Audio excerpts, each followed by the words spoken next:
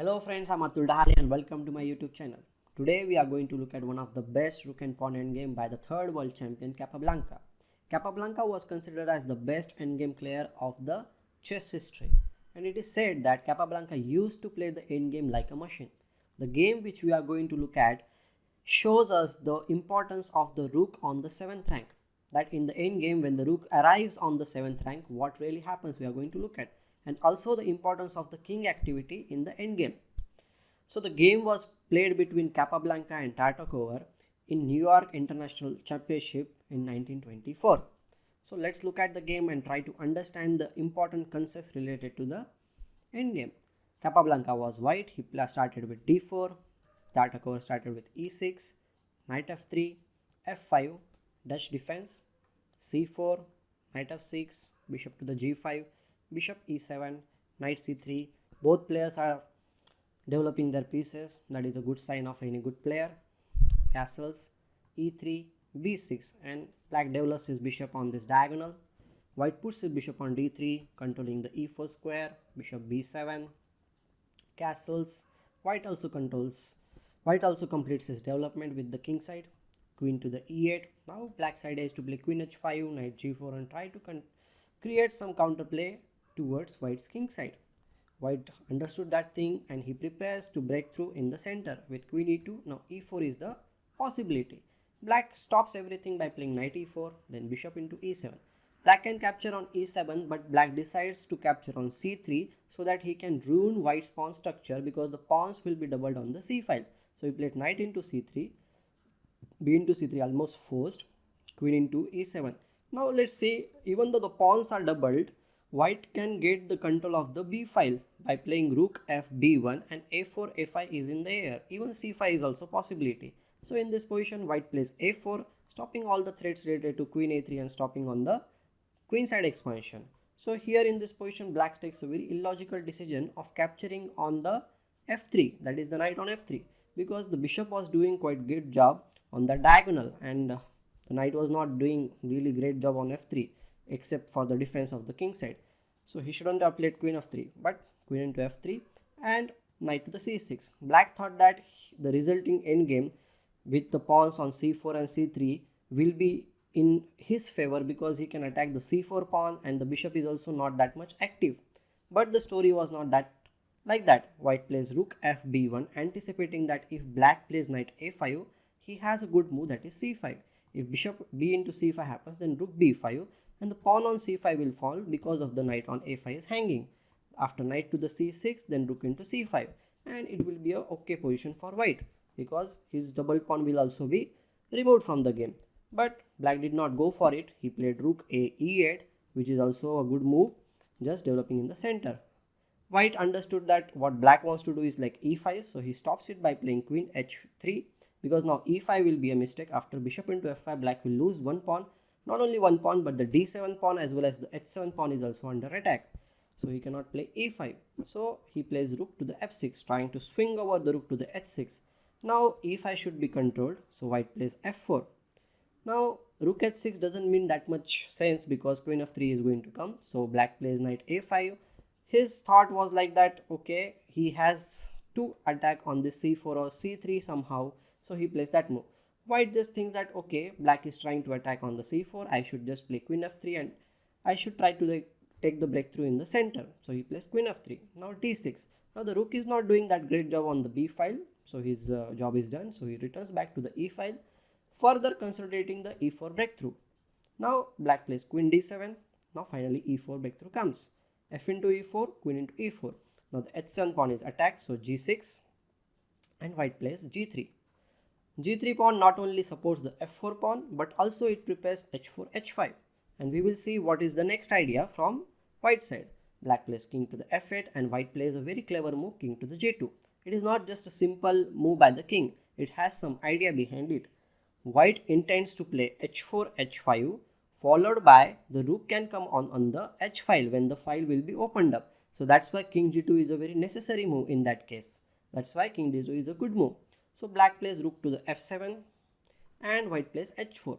Now black understands that, okay, white is going to play h5 and it is trying to disturb all the pawn structure which is there on the king side, and he will be in trouble because his king is not safe. So he thinks like what he should do. He decides that he needs to liquidate the position. How to liquidate the position? By exchanging some pieces. In this case, he offers the exchange of the pieces by playing d5, because after c into d5, e into d5, the queens will be exchanged. So, but Capablanca understands that the resulting endgame, which is going to transform now, will be in his favor. So he goes for the endgame. After c into d5, e into d5, he captures on e8, queen into e8, rook into e8, and king into e8. Now let's take the stock of the position. What is really happening? I feel that this endgame is better for white, slightly better at least for white, because of some important things. Like white is going to play h5, and this bishop is already playing a good role on this diagonal because g6 and h7 will be under attack. One more important thing is that he has one pawn extra on the king side. That is a good thing. Another thing is that this rook will swing over to the h file, and he will be controlling the h file if it gets opened up. So that is also one thing.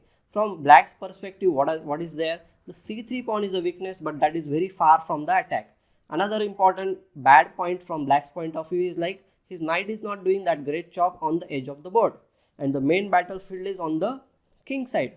So white starts his attack, means play on the king side with h5. That is what he was aiming since a long time, and the endgame has arrived. So black plays king to the f8 in this position. Okay, let's see what happens if he plays g into h5. G into h5 will lead to rook to the h1. Now h5 pawn will fall. After that d5 or the h7, both pawns are under attack, and one of the pawn will surely fall. So that is not a good story for black. So after that h5, king f8 is also not good. He plays rook to the f6 actually in the game, because he wants to protect the pawn on g6. So white captures on g6, h into g6, and white plays rook to the h1. Now he is controlling the h file. In the end game, always remember, whenever it is possible for your rook to get the control of the open file, you should get the control. So that's what Capablanca did. He methodically placed the end game step by step. First he opened up the h file. Now he is controlling the h file with his rook, and the g6 pawn is still a weakness. Black plays king to the f8. Now the most important thing in the end game, that is the rook arrives on the 7th rank. And I was telling you since starting that the rook to the 7th rank is a very important concept. Why? Let's understand this thing. When our rook arrives on the 7th rank, especially in the end game, usually the opponent's pawns are 2 or 3 pawns are on their initial squares. Like in this case c7 and a7, they are on the 7th rank, and we can attack those pawns very easily with our rook on the 7th rank. Another important thing is like we restrict our opponent's king's activity if it's there on the 8th rank. Now in this case also the king is there on the f8, and it cannot come into the game very easily because our rook on 7th rank is stopping it. So that is also in our favor. So let's look at from black's perspective. He cannot do that. His rook is not active, and on the 7th rank our rook is super active, and we will see how Capablanca takes advantage of that rook on the 7th rank. So black plays rook to the c6 in this position. He wants to capture the pawn on c3. Okay, white just ignores it and plays g4, because now rook into c3 will lead to bishop into g6, and these two pawns are connected passed pawns, and they will be moving towards the queening square, and black cannot really stop them because the rook on c3 and the knight on a5 are out of the game. So he did not capture it. Now in this position he understands that the knight on a5 should come in the game. So he plays knight to the c4. Now white plays g5, and Tartakower gives check on e3. Capablanca plays king f3 and knight f5. Here Tartakower thinks that okay, the knight has reached to the other side of the board, that is on the king side, and the pawn on c3 is still a weakness. What will Capablanca do? But Capablanca has already seen all these things, and he comes up with a very brilliant plan. He plays bishop into f5, g into f5, and the golden move in the game, that is the king to the g3. This is a brilliant move. White means Capablanca is playing king g3, allowing black to capture the pawn on c3 with a check. Why is he doing that? He is giving up the pawn on c3 with a check. Is it a good idea? Yes, actually it is a good idea because it has a very nice plan. White wants to play king h4 followed by g6, king g5 and king f6. In that case, the king on f8 will be very weak. our pawn on g6 and the king on f6 will create a mating net against the black's king. That's why he is doing that. He wants to reach to the f6 square. So he is ready to even give up the not only one pawn with rook c3 check, king h4, but also the second pawn on f4. And you will feel like, okay, in the endgame the pawns are very important. They are like gold, but Capablanca is giving 2 pawns, that too with a check. But he is doing all these things just to make his king more and more active and to reach a position with his king at a from where it will give checkmate threats to his opponent. That is the most important thing in the endgame. Always remember, king's activity is very important. So rook f4 check, king to the g5. Now here the rook comes to the e4 square and white plays king f6. Now rook h8 is a checkmate threat, because if you play some random move like a5, rook h8 check will be a mate. So black defends against it by playing king g8. Now okay, Capablanca can capture on c7 directly, but he makes a very nice decision. First of all, he gives the check on g7. The king moves to the h8. Now you will understand why he captured the pawn rook into c7 after giving rook g7, because now the pawn on g7 will come with a check, and that will give us one extra tempo. That is his idea. Very clever. Now rook c8 check is the threatened. So black defends it with rook to the e8. Now he also has some threats with his f pawn. So Capablanca just captures the f pawn and shuts down all the counter play. So here again Tartakower plays rook e4. Capablanca plays king f6. Now this check. King comes on the e5, attacking the d5 pawn. And here Tartakower plays rook g4, anticipating maybe Capablanca will play king d5 and he'll capture the pawn on g6. Or if Capablanca supports the pawn with king to the f6, then he will again give the check on f4 and the position will be normal. And if he plays king g5, then he will capture the pawn on d4.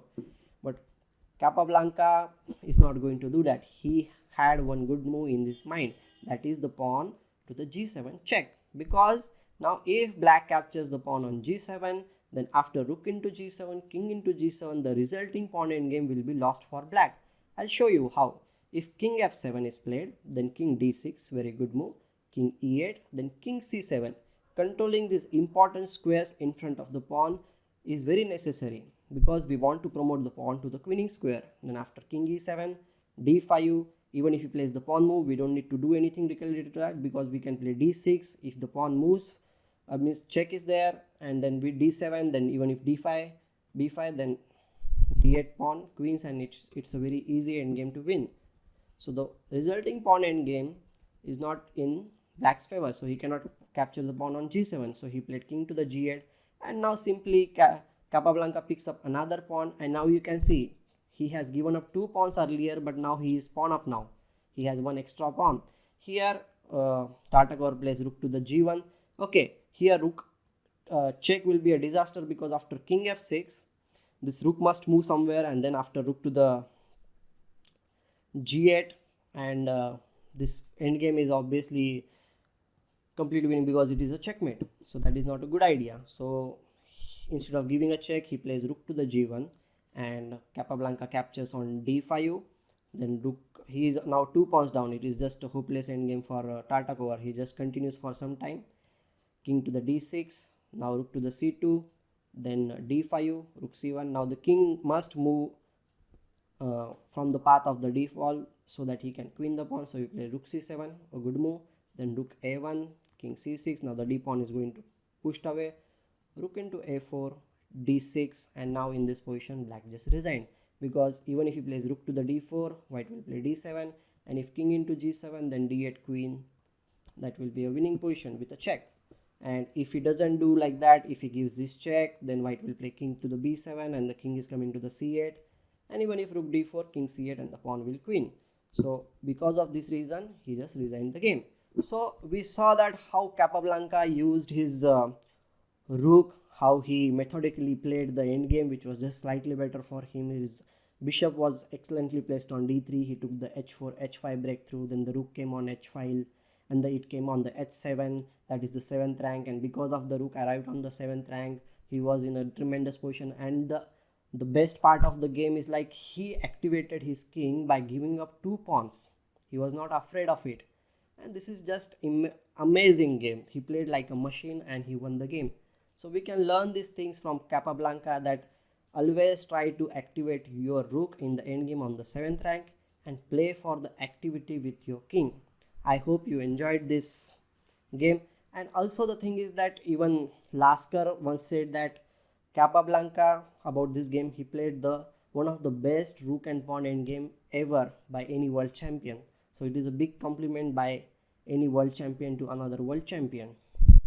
So I hope you like this video and you will share it also with your friends, and remember the ideas which you learned from this game.